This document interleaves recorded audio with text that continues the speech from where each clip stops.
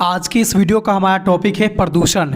यानी कि आप सब लोग आज के इस वीडियो के माध्यम से पॉल्यूशन के बारे में कंप्लीट जानकारी को प्राप्त करने वाले हैं। इस वीडियो के माध्यम से आप जानेंगे कि प्रदूषण क्या है, प्रदूषण का अर्थ एवं परिभाषा क्या है, और साथ ही साथ प्रदूषण कितने प्रकार के होते हैं और प्रदूषण फैलने का कौन कौन से प्रमुख कारण होते हैं। इन सभी चीज़ों का आज की इस वीडियो के माध्यम से आप सब लोग कंप्लीट जानकारी को प्राप्त करने वाले हैं। तो स्वागत है एक बार फिर से आप सभी का अपने यूट्यूब चैनल आर्कर स्टडी पे। इस यूट्यूब चैनल के इस वीडियो के माध्यम से आज हम सभी लोग प्रदूषण यानी पॉल्यूशन के बारे में अध्ययन करेंगे। जैसा कि पर्यावरण में अनेकों सारे पदार्थ होते हैं, आप सबों को पता है, और वे सारे पदार्थ कहीं ना कहीं हमारे पर्यावरण के किसी न किसी घटक के रूप में आते हैं, जिसका उपयोग हम लोग प्रत्येक दिन दैनिक जीवन में करते आते हैं। जैसे कि आप पाएंगे जल है, वही पाएंगे आप हवा है, यानी कि किसी भी वायु है, अलग अलग प्रकार के वायुओं का मिश्रण है। आप पाएंगे मृदा है, यानी कि मिट्टी है। इन सबों का हम लोग प्रत्येक दिन अपने दैनिक जीवन में किसी न किसी रूप में उपयोग करते ही करते हैं। तो ये सारे चीज़ अगर हमारे लिए शुद्ध हैं तब तो हमारे लिए उपयोगी हैं। अगर यही चीज़ अगर अशुद्ध मिले तो हमारे लिए ये उपयोगी नहीं रहेंगे, कहीं ना कहीं ये हमें नुकसान देंगे। तो जो जल हम पीते हैं ये भी पर्यावरण का एक घटक है, पर्यावरण के अंतर्गत आने वाले एक पदार्थ हैं।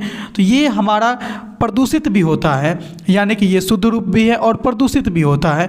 मिट्टी है, ठीक इसी तरह से हवा है। तो हम किसको प्रदूषित हवा कहेंगे, किसको प्रदूषित जल कहेंगे, किसको स्वच्छ जल कहेंगे, इन्हीं सब चीज़ों के बारे में आज आप लोग कंप्लीट रूप से जानकारी को प्राप्त करने वाले हैं। तो चलिए सबसे पहले हम लोग जानते हैं कि प्रदूषण क्या होता है।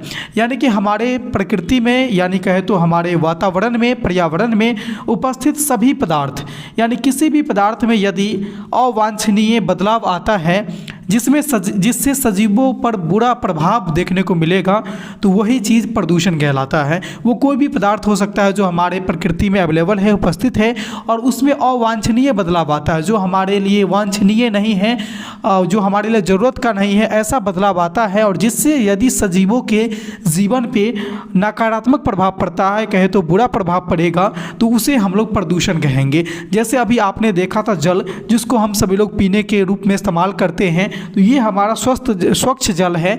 यदि इसी जल में किसी अनावश्यक यानी बोले तो अवांछित बदलाव आ जाए, जिससे यह जल हमारा दूषित हो जाए, जो इसे अब हम लोग पीने के योग्य नहीं कह सकते हैं। अगर इसको हम लोग पिएंगे, कुछ लोग कहेंगे कि चलो दूषित है तो क्या है, इसको चलो फिर भी हम लोग पिएंगे, तो ये आपके यानी आप अगर सजीव हैं तो आप पर ये बुरा प्रभाव डालेगा, कहे तो नकारात्मक प्रभाव डालेगा।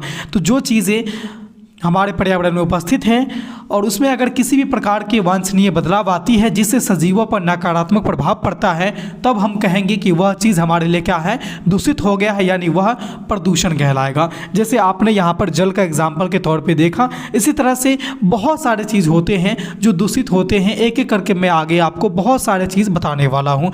आखिर आपने देखा कि जल हमारा यहाँ पर दूषित हो गया, लेकिन जल को दूषित करने में किसी न किसी कारक का हाथ होगा। ऑटोमेटिक तो जल दूषित हो नहीं सकते हैं। तो जो भी पदार्थ को दूषित करता है, यानी जो प्रदूषण को फैलाता है, जो प्रदूषण को फैलाने वाले कारक होते हैं, उसे प्रदूषक कहा जाता है। यानी यदि आप अगर किसी जल को दूषित कर रहे हैं तो आप वहाँ पर प्रदूषक कहलाएंगे। प्रदूषक कई प्रकार के हो सकते हैं। इसका मुख्य प्रकार जो है वह दो है। एक आएगा आपका प्रदूषक में प्राकृतिक प्रदूषक, यानी प्रकृति रूप से जो दूषित होता है वो, और दूसरा आता है जो सजीव दूषित करते हैं, या फिर किसी अन्य जानवर दूषित करेंगे, या फिर कोई मनुष्य दूषित करता है।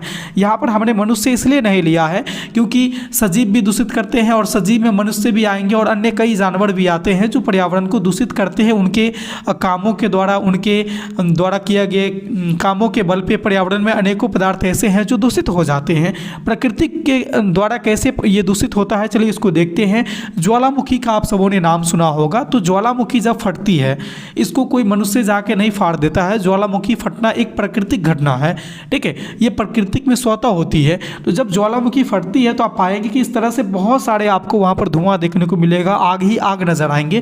तो ये इतने सारे, जब ढेर सारे इतने धुआं निकलेंगे तो ये कहीं ना कहीं हमारे वायुमंडल में उपस्थित वायु को दूषित करते हैं, जिससे सजीव के जीवन पे नकारात्मक प्रभाव पड़ता है। इतने सारे आप एक साथ वहाँ पर आग निकलती है, जिससे क्या होता है कि वहाँ के पूरे क्षेत्रों का तापमान बढ़ जाती है, और वो तापमान बढ़ने से आसपास के जो जीव जंतु उसके चपेट में जितने सारे आते हैं वो वहाँ पर नष्ट हो जाते हैं। तो ये किसके कारण हुआ? ये प्राकृतिक के कारण हुआ। तो इसीलिए प्रदूषक जो फैलते हैं वो प्रकृति रूप से भी फैलते हैं और सजीव के द्वारा भी फैलते हैं। तो ये आपने प्राकृतिक का एक उदाहरण देख लिया। अब चलिए मैं एक एग्जाम्पल आपको बताते हैं जो जैविक रूप से यानी सजीवों के द्वारा कैसे प्रदूषक यानी प्रदूषण फैलते हैं, प्रदूषक के रूप में सजीव कैसे अपना योगदान देते हैं। चलिए इसको भी समझते हैं। देखिए, जैसे हम सभी लोग को क्या करते हैं कि कचरा जो भी होता है उसको हम लोग जाकर के नदी में, समुद्र में या फिर जहाँ भी पानी वगैरह है उसमें जाकर के फेंक देते हैं। तो कचरा को फेंकना, नदी में फेंके, तालाब में फेंके या फिर समुद्र में फेंके, यह कहीं ना कहीं हमारे जल को प्रदूषित करता है। ठीक है, तो ये एक इंसान के द्वारा किया जा रहा है, यानी ये हमारे सजीव के द्वारा किया जा रहा है। तो इस प्रकार के प्रदूषक आपके जैविक प्रदूषक के अंतर्गत आएंगे। जैविक प्रदूषक में केवल आपके सजीव ही नहीं आएंगे, केवल मनुष्य ही नहीं आएंगे, बल्कि अनेकों जीव जंतु आ सकते हैं।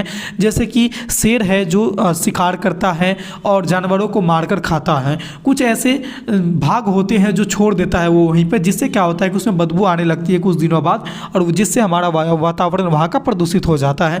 मगरमच्छ है जो पानी में किसी जानवर को मार के खाता है, कुछ उसका अंग जो है छोड़ देता है जिससे हमारा जल प्रदूषित हो जाता है। इसी तरह से अनेकों सजीव हैं जिनके क्रियाकलापों के द्वारा हमारे पर्यावरण प्रदूषित होते हैं। तो आपने यहाँ पर देखा ज्वालामुखी फटा जिससे हमारा वायुमंडल प्रदूषित हो गया, कचरा को नदी में फेंके जिससे हमारा जल प्रदूषित हो गया, यानी कि आपने देखा वायु भी प्रदूषित हो गया, जल भी प्रदूषित हो गया। कहे तो अब हम बात करते हैं कि प्रदूषण कितने प्रकार के होते हैं, प्रदूषण के कितने प्रकार होते हैं। ठीक है, आपको बहुत सारे बुक में बहुत सारे जगहों पे अलग अलग ढंग से अलग अलग चीज़ें बताई जा रही होगी, लेकिन प्रदूषण के जो प्रकार होते हैं वह अनेकों हैं। जो मुख्य प्रकार होते हैं ना वो आपके मुख्य 4 प्रकार होते हैं जो मैं आपको एक एक करके यहाँ पर बताने वाला हूँ। जिसमें से पहला आएगा आपका वायु प्रदूषण, दूसरा आ जाएगा आपका जल प्रदूषण, तीसरा आ जाएगा आपका ध्वनि प्रदूषण और चौथा आ जाएगा आपका मृदा प्रदूषण इत्यादि अनेकों प्रकार हैं। लेकिन इनमें से जो प्रमुख प्रदूषण के प्रकार हैं वो मैं आपको यहाँ पर बताया हूँ। इन सबों के बारे में डिटेल्स रूप से आपको अगले वीडियो में मिलेगी कि वायु प्रदूषण क्या होता है, ये कैसे फैलती है, इसको कैसे रोका जाना चाहिए, वायु प्रदूषण होने से सजीवों पर क्या सब प्रभाव पड़ता है। ठीक इसी तरह से जल प्रदूषण है, ध्वनि प्रदूषण है, मृदा प्रदूषण है, इन सबों के ऊपर एक एक करके मैं आगे आपको वीडियो बना दूंगा, वो आपको मिलती रहेगी। इस वीडियो में मैंने आपको प्रदूषण के प्रकार के बारे में सिर्फ चर्चा किया है। अब हम बात करते हैं कि प्रदूषण होने का क्या कारण है, जो हम प्रदूषण फैलती है इतना, वो फैलने का क्या कारण हो सकता है। जिसमें से सबसे जो प्रमुख कारण है वह है जनसंख्या वृद्धि।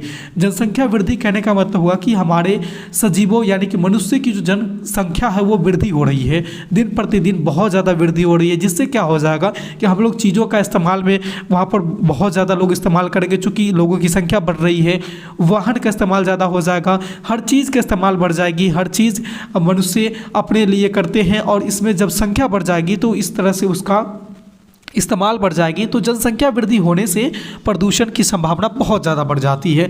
इसी तरह से कल कारखाने में वृद्धि होगी चूँकि जनसंख्या बढ़ रही है। जैसे मान लीजिए कोई भी अनाज का फैक्ट्री है तो जनसंख्या कम रहेगी तो एक ही फैक्ट्री से काम चल जाएगी। अगर जनसंख्या बहुत ज़्यादा है तो फैक्ट्री भी तो बहुत ज़्यादा लगानी पड़ेगी ना, तो वहाँ पर फैक्ट्री से निकलने वाले धुएँ हैं, दूषित जल है, वो सबको फिर हमारे प्रकृतिक में ही खुला छोड़ दिया जाता है, तो जिससे हमारा वातावरण प्रदूषित वहाँ पर होता है। इस तरह से पाएंगे कि वाहनों की संख्या में वृद्धि होगी। जब जनसंख्या वृद्धि होगी तो स्वाभाविक सी बात है कि यातायात के साधन भी बढ़ेंगे और यातायात के साधन बढ़ेंगे तो उनसे निकलने वाले जो धुआं होती है वो हमारे वातावरण को प्रदूषित करते हैं। तो वाहनों की संख्या में वृद्धि होने से भी हमारा प्रदूषण बढ़ते हैं। पेड़ों की कटाई होती है यानी वनों की कटाई होती है। जब वन की कटाई करी जाएगी, वाहनों की वृद्धि करी जाएगी, कल कारखानों की बढ़ोतरी करी जाएगी तो इसमें क्या होगा कि वायुमंडल हमारा और दूषित होगा, क्योंकि पेड़ ही तो ऐसी चीज़ है जो कार्बन डाइऑक्साइड को बदल के ऑक्सीजन में बदल देता है। अब पेड़ ही नहीं रहेंगे यानी वन को हम लोग काट ही देंगे तो फिर हमारे वातावरण को संतुलित कौन करेगा। ठीक है, तो ये सारे प्रमुख ऐसे चीज़ हैं जिससे प्रदूषण फैलते हैं, प्रदूषण होने के कारण है। जिसमें से सबसे प्रमुख है कि नागरिक अशिक्षित होना। अगर नागरिक शिक्षित रहेंगे तो वह प्रदूषण से जुड़े हुए चीज़ें उनको जानकारी रहेगी और इनसे जुड़े हुए चीज़ जब वो जानते रहेंगे तो उसका इस्तेमाल, कोई भी चीज़ का इस्तेमाल अपने हिसाब से करेंगे ताकि वातावरण हमारा प्रदूषित होने से बच सके। अगर नागरिक शिक्षित नहीं है तो प्रदूषण की समस्या बहुत ज़्यादा देखने को मिलती है। तो यही सारे कुछ महत्वपूर्ण पॉइंट्स सब थे आज की इस वीडियो में हमारे, कि प्रदूषण क्या है, प्रदूषण कैसे फैलता है, प्रदूषण कितने प्रकार के होते हैं, इन सारे टॉपिक्स के ऊपर हमने आज चर्चा किया। उम्मीद करते हैं कि आज का यह वीडियो आप लोगों के लिए काफ़ी महत्वपूर्ण होगा। आपको इस वीडियो से बहुत सारे चीज़ सीखने को भी मिले होंगे। अगर यह वीडियो अच्छी लगी या फिर जहाँ कहीं भी समझ में ना आई, आप हमें कमेंट के माध्यम से बताना बिल्कुल नहीं भूलेंगे। और इस वीडियो में मैं आपको प्रदूषण के फैलने के कारण तक बताया। इसके अगले वाले वीडियो में मैं आपको प्रदूषण के रोकथाम के उपाय के बारे में बताऊंगा। तो इस चैनल के साथ बने रहिएगा। चैनल पे पहली बार आए हैं तो चैनल को सब्सक्राइब कर लीजिए और बेल आइकन को इसलिए प्रेस कर लीजिएगा ताकि इस तरह की रोचक, महत्वपूर्ण और उपयोगी वीडियो मैं जब कभी भी अपलोड करूं तो उसका नोटिफिकेशन आप तक सबसे पहले पहुँच जाए। तो इस वीडियो में बस इतना ही था। फिर मिलते हैं अगले वीडियो में नए टॉपिक के साथ। तब तक ले देखते रहिए आर के स्टडी को। धन्यवाद।